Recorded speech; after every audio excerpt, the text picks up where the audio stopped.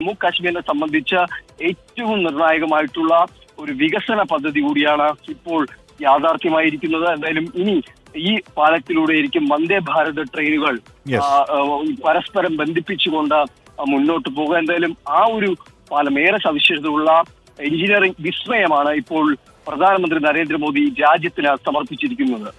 ലോകത്തെ ഏറ്റവും ഉയരമേറിയ railway arch പാലമാണ്. നദിയിൽ നിന്ന് 359 മീറ്ററാണ് ഉയരം എന്ന് പറഞ്ഞാൽ ഈഫൽ ടവറിന് അത് 324 മീറ്ററാണ്. അപ്പോൾ ഈഫൽ ടവറിനേക്കാൾ ഉയരത്തിൽ 35 മീറ്റർ അധികം ഉയരത്തിൽ അങ്ങനെ നിൽക്കുകയാണത്. 1100 മീറ്റർ നീളമാണ്.